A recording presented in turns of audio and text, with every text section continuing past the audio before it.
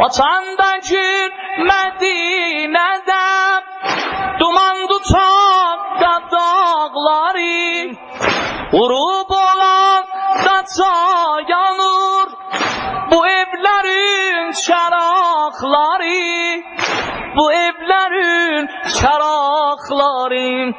Kıyamet sallamında mən köçüb gedən uşaqları, yuxumda gördüm əsğəri, iməkli gülür sənə, yavaş yavaş dilir gəlib, şirin şirin deyir nənə, şirin şirin deyir nənə.